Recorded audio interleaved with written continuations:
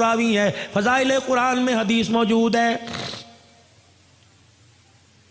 فرمایا جو رات کی تنہائی میں خدا کے قرآن کی تلاوت کرتا ہے، جب اس کے مرنے کا وقت آتا ہے، دل کے اجالے میں مشغلہ قرآن بنا، فارغ وقت میں قرآن کھول کے بیٹھ گیا، اور لوگوں سفر میں قرآن پڑھنے لگ گیا، فرمایا یہ قرآن پہ کیا دے گا؟ فرمایا جب مرنے کا وقت آتا ہے، ادھر موت کا جھٹکا لگتا ہے، ادھر غسل دیا جاتا ہے، یہ قرآن کفن سینے کے درمیان میت کے چھپ جاتا ہے، جب قبرستان میں لے کے جاتے ہو قرآن ساتھ ہے، جنازہ پڑھاتے ہو قرآن ساتھ ہے، جب قبر میں اتارتے ہو قرآن ساتھ ہے، جب اوپر تختے رکھ کے مٹی ڈالنے لگتے ہو قرآن اس کے سینے میں سے نکل کے سرانے کھڑا ہو جاتا ہے۔ ادھر میرے عزیزو اللہ اکبر، منکر نکیر قبر کے اندر آئے، قرآن کہتا ہے خبردار حساب نہ لینا، اس کے ساتھ میں آیا ہوں۔ فرشتے کہتے ہیں ہم بھی تو اللہ کے حکم سے آئے، کہ 2 منٹ ٹھہرو، جب تک میں آ کے ہاں نہ کوئی اس کو ہاتھ نہ لگانا۔ عبادہ بن صامت فرماتے حضور یہ کہہ کے رو دیے، فرمایا قرآن اللہ کے دربار میں جا کے گڑ گڑانے لگتا ہے، کہتا اللہ تیرا مہمان آج ہی قبرستان میں آیا ہے۔ فرشتے اسے ڈرا رہے، اللہ اپنے فرشتوں کو واپس بلا لے، میں گواہی دیتا ہوں مجھے پڑھا کرتا تھا۔ اللہ فرماتے ٹھیک ہے۔ جب یہ قرآن میرے عزیزوں قبر کے اندر واپس جاتا ہے،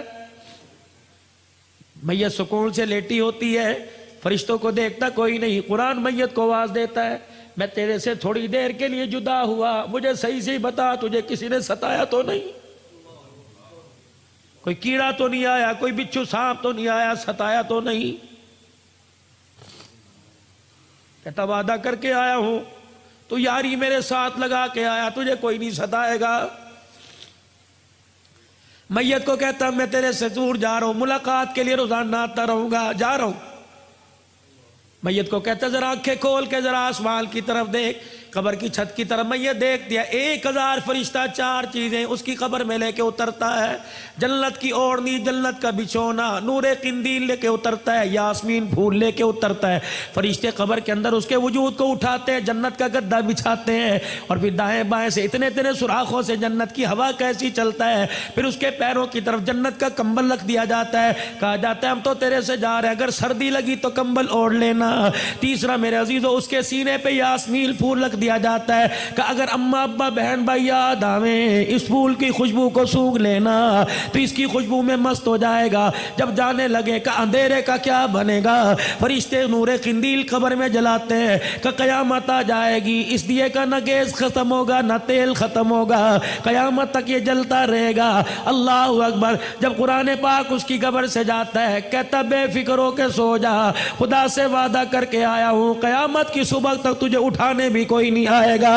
حدیث پاک میں آیا پھر قرآن روزانہ میت کے گھر میں آتا ہے، اگر بیوی نے برقع اوڑھ لیا، بچی مدرسے میں داخل ہو گئی، بیٹے نے قرآن پاک پڑھنا شروع کر دیا تو یہ اللہ کا قرآن میت کو جا کے خوشخبری سناتا ہے اور کہتا ہے تیری اولاد سنبھل گئی، تجھے مبارک ہو، تو لیٹا رہے، کھاتا تیرا کھلا رہے گا۔ فرمایا اگر اولاد بگڑ گئی، بچے سنو کر ڈبو پہ چلے گئے، بیوی سلائی مشین پہ چلی گئی، بیوی کے سر سے دوپٹہ اتر گیا، قرآن ایسی خبریں جا کے میت کو نہیں بتاتا، اس کا دل دکھے گا۔ صحابہ کہنے لگے یا رسول اللہ پھر کیا ہوتا ہے؟ فرمایا گھر کی بے برکتی کو دیکھ کے قرآن گھر والوں کے لیے روزانہ دعا کرتا ہے۔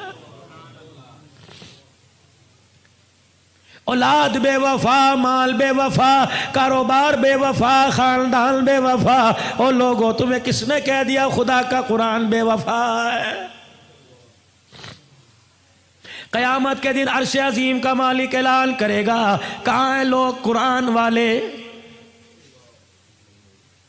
فرشتوں کو اعلان ہوگا اور میرے فرشتوں جاؤ قرآن والوں کو تلاش کر کے لاؤ۔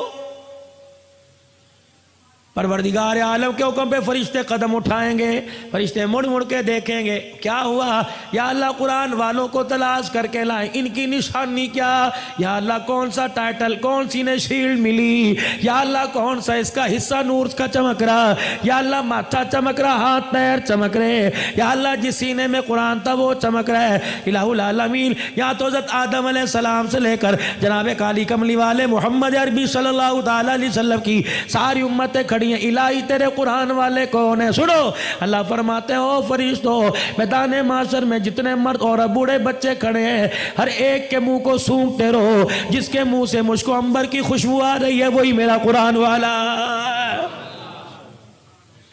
رحمت دو عالم صلی اللہ تعالیٰ علیہ وسلم معراج پہ تشریف لے گئے، جیسے زمین پہ بیت اللہ ہے، ساتویں آسمان پہ بیت معمور ہے، زمین پہ بیت اللہ کا فرشتے طواف کرتے ہیں، انسان طواف کرتے ہیں، بیت معمور کا فرشتے طواف کرتے ہیں۔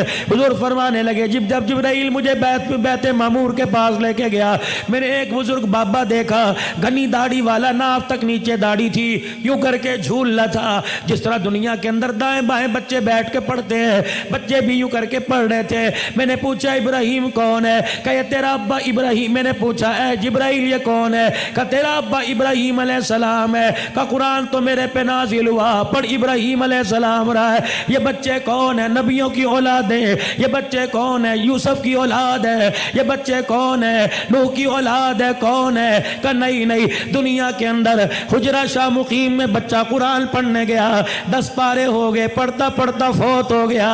ابا کہتا کاش قرآن کا حافظ بن جاتا، جا محمد اس دنیا کے اندر جا کر اس کے باپ کو مبارکباد دینا، جو بچہ قرآن ادھورا چھوڑ کے آیا، 7ویں آسمان پہ ابراہیم انہیں قرآن کا حافظ بنا رہا۔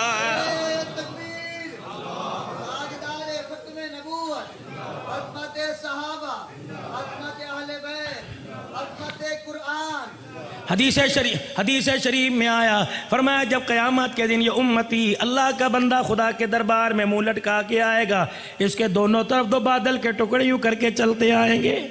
اللہ فرمائیں گے شرمندہ کیوں تھا اتے تک، جب یوں کر کے دیکھے گا ان بادل کے ٹکڑوں میں سے نور برسنے لگ جائے،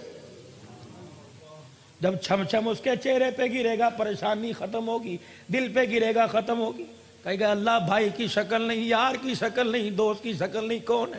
اللہ فرمائیں گے ایک طرف سورہ بقرہ ہے، دوسری طرف سورہ آل عمران ہے، یاد کر رمضان المبارک میں تو نے ختم کیا تھا، تو نے ایک مرتبہ تلاوت کی، انہوں نے بھی وعدہ کر لیا تھا قیامت کے دن جب کوئی سایہ نہ ہوگا ہم سایہ کر کے تیرے سر کے اوپر آ جائیں گے۔ بھلا جس کے سر پہ قرآن کا سایہ ہو خدا انہیں جہنم میں کیسے ڈال سکتا ہے؟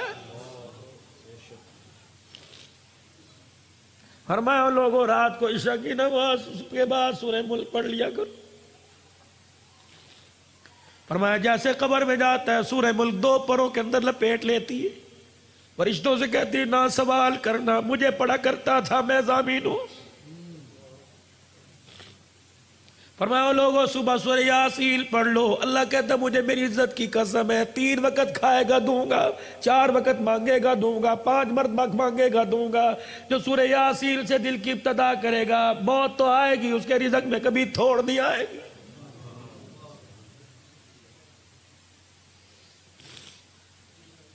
حضرت عثمان ذیشان رضی اللہ تعالی عنہ کہاں جا رہے ہیں؟ جناب عبداللہ بن مسعود کے پاس، علیل ہے،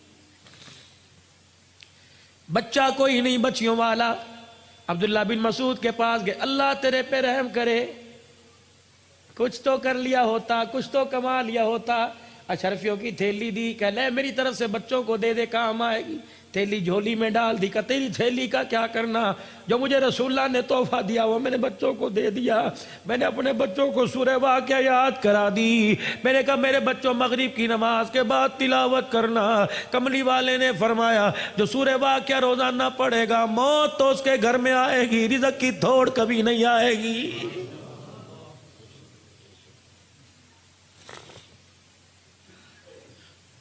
وَنُنَزِّلُ مِنَ الْقُرْآنِ مَا هُوَ شِفَاء، وظیفہ لے لو، اگر کسی کو کوئی بیماری ہو، مرض لا علاج ہو، عقیدے کے ساتھ کرے، 7 مرتبہ درود شریف پڑھے اور 7 مرتبہ سورہ فاتحہ آمین کے ساتھ پڑھے، اور ہر مرتبہ سورہ فاتحہ پڑھنے سے پہلے اعوذ باللہ من الشیطان الرجیم بسم اللہ الرحمن الرحیم پڑھے، اور والضالین کے بعد آمین پڑھے۔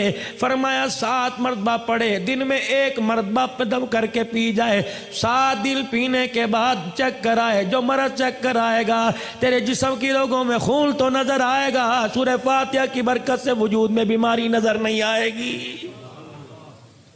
حضور نے فرمایا شہد میں شفا ہے، اللہ کی قسم ہو ہی نہیں سکتا شفا نہ ہو، بیمار ہوا شہد چٹاؤ اللہ شفا عطا فرمائے۔ حضور علیہ السلام نے فرمایا نا۔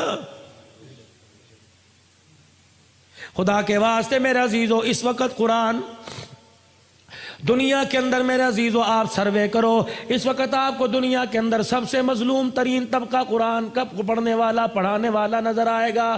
تنخواہوں میں کم، حیثیت میں کم، رہائشوں میں کم، کالونیوں میں کم، عہدوں میں کم۔ میرے عزیزو کون ہے جو قرآن والوں کی ڈگری قبول کرتا ہے؟